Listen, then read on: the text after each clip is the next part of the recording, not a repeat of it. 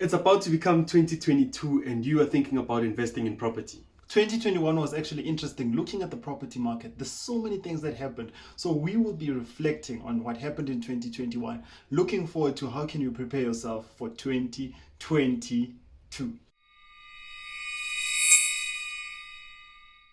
So now tell me, what was the most important thing that you actually took out of 2021 that makes you feel that, you know what, if I take this into 2022, I'm going to have a competitive advantage? I mean, we need to know as property investors, why are we buying into property investing, right? In 2021, what happened in South Africa is that the interest rates hit their all-time lowest. I mean, it was all over the news. Everybody was saying that this is the right time to buy. However, now, as a professional property investor, one would ask themselves that, am I really buying because of interest rates? I mean, what are your thoughts about interest rates here? I mean, looking at interest rates cannot be the only purpose of you actually purchasing a property, right? So now what do I really mean about this? Say for instance, if the interest rates are at 7% and your property deal is making a bit of sense, right? So you're making a little bit of money, you're making around 200 Rand on a monthly basis. If the interest rates do go up and it happens that you now need to pay more than 200 Rand, this makes your deal very bad. So now what we're really saying about property investing is that interest rates shouldn't be the main reason of you buying a property. It can be a benefit, however, it shouldn't be the main reason why you are actually purchasing the property. There are a lot of elements that go behind why people actually buy properties, especially for property investing. If you're looking at what percentage is it below market value, if you're looking at where is the property actually located, if you're looking at so there are a lot of elements that go into why do property investors actually buy the property, not only interest rates. I mean, I can imagine if you only bought your property as an investment only because of interest rates. So what's happening now that the interest rates recently did increase and now it's sitting at 7.25. Depending on your credit score, that's how you'll be charged roundabout, right? So what's going to happen now is the more it increases, now you are sitting and panicking because now you do not have control. What even makes the situation worse is that you now, because you're not making money anymore, the situation that you gave us before, you're not making money anymore from the property. So now what you are doing is that you want to increase rent for your tenant. And ultimately what's going to happen is that, does this make financial sense for your tenant? We always talk about the importance of, as a property investor, put yourself in a tenant's shoe, because once you start putting yourself in a tenant's shoe, that's when you understand that why are tenants actually leaving my property? Because now if you start increasing it like crazy, whereas your neighbors did not buy only because of interest rates, so now your rent, let's just say that we're looking at two identical apartments.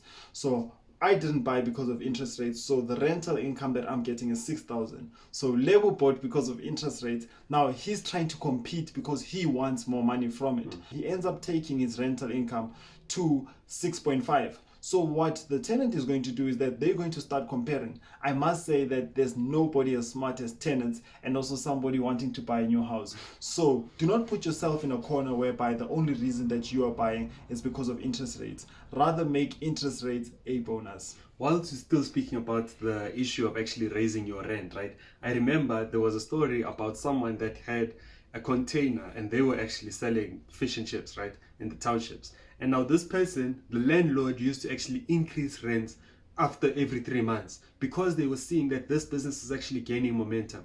So what you want to do as a landlord is that you need to understand that how much are the people around actually renting the properties. So say for instance, if you are going to be renting out your property to someone and you are saying that, you know what, I need 6,000 on a monthly basis, right? The person might actually pay the first 6,000. Then after 3 months, if you say that rent has actually increased to 6,300, maybe the person might actually tolerate it. But now after the third month again, and you're saying that now you need to increase it again with 300, and now you're sitting on 6,600, and now everybody else is actually renting at 6,000, the tenant is more likely to move, even though it might be a hassle to actually moving out. I know with property investors, we always like saying that, nah, tenants don't like moving out. However, if the tenant does actually feel like you're actually taking advantage of them, they will leave.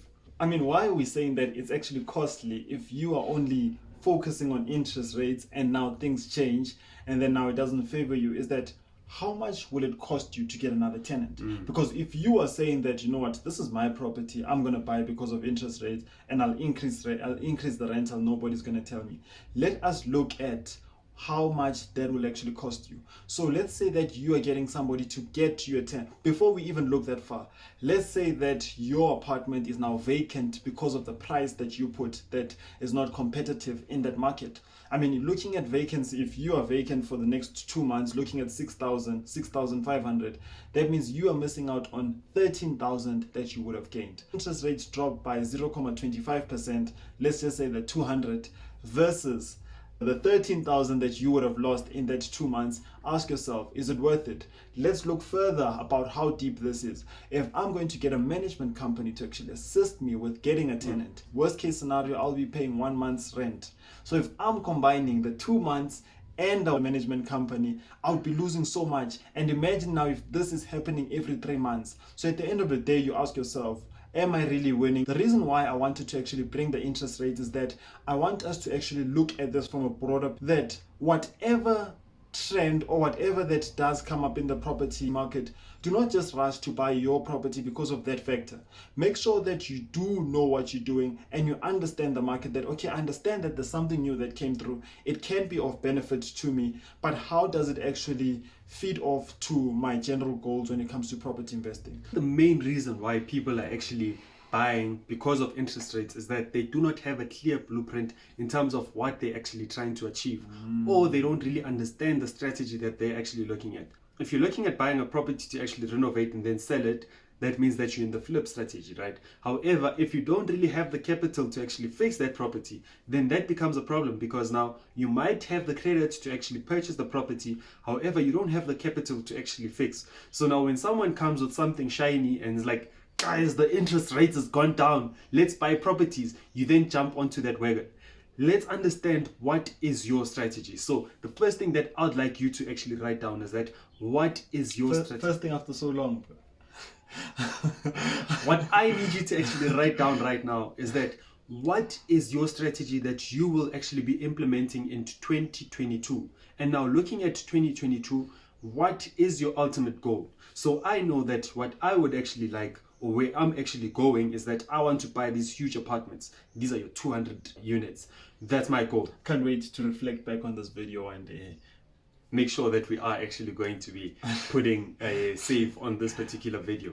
However, that's where I want to actually be, right? I want to be owning the 290 units. So now looking at that particular situation, I need to understand that I need a whole lot of money to actually go into those particular deals. So now, how am I actually going to be raising that particular money? It might be through flip, it might be through renting out the property and then refinancing. However, if I'm going to be putting a laser beam into what strategy will actually get me there faster, looking at my particular situation, it would be the flip strategy. So I'm going to flip all of these properties. After flipping all of these properties, I'm actually going to be buying these huge deals. So that's my blueprint.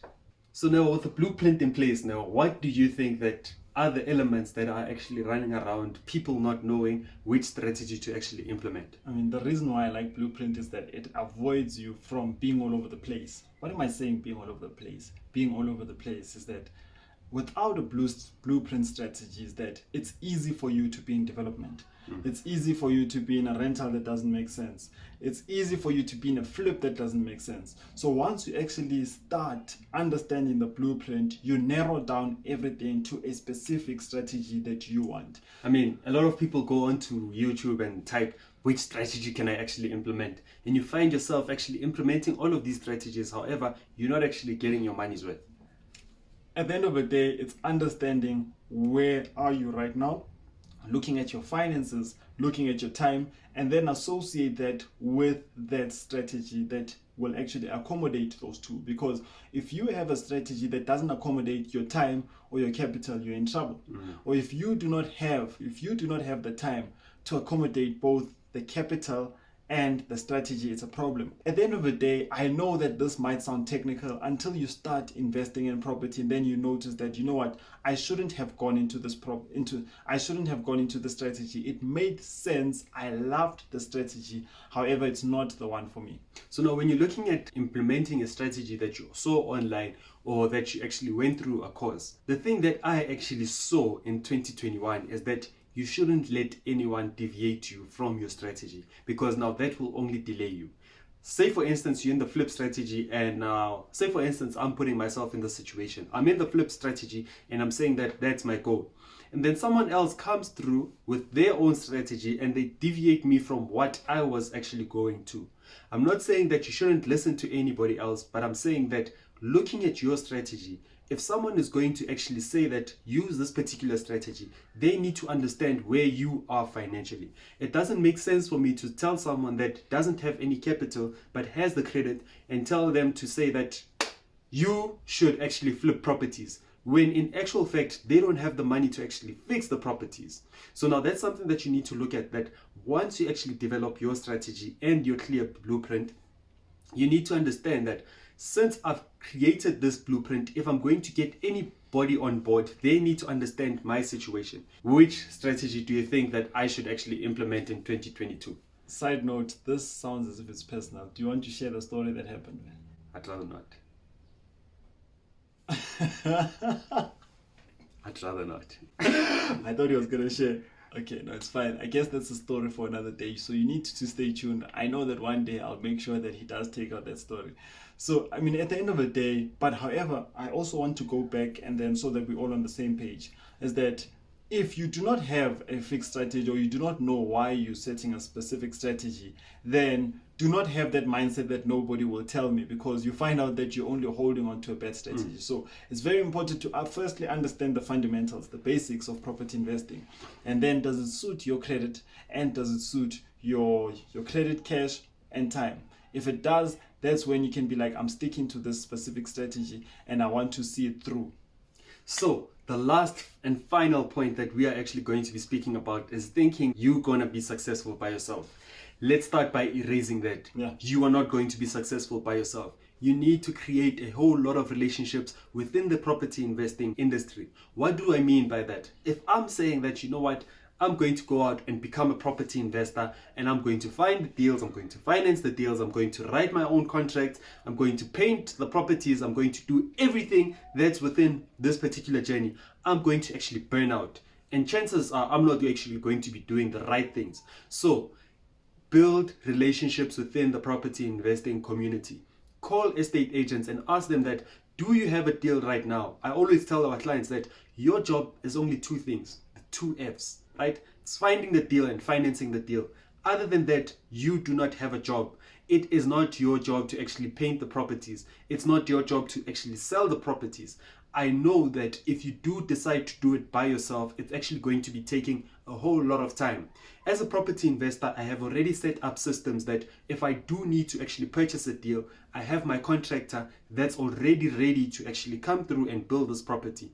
I already have my conveyancer that's already ready with the contracts. So if I'm actually going to be doing everything by myself, this means that I need to sit down, learn law, type that this is the things that I actually want in my offer to purchase, go onto the property, look at what's wrong with the property, start painting. And that's going to take a whole lot of time, rather than if you are actually going to be delegating your tasks. And the nice thing about what Known Wealth has done is that we've created a platform for beginners or people that have bought properties and they're like, you know what, I'm not really understanding what's happening. So there's a couple of things that we actually offer.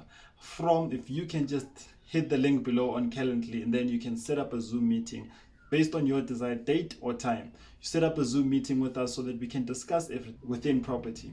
Secondly, what we do is that we host property events. I mean, this year alone, we hosted 5 property events throughout South Africa. So with our events, what we do is that we call them workshops. So it's not necessarily an event whereby it's all about the close. It's rather more about how can we create a network whereby we come with our experts, and then we actually discuss what property investing really is, so that they can help you, whether it's an accountant, whether it's a conveyancer, whether it's a bond originator, it's a contractor. The list is endless. So what we do is that we go around South Africa, you come through, all you need is just a pen and a paper.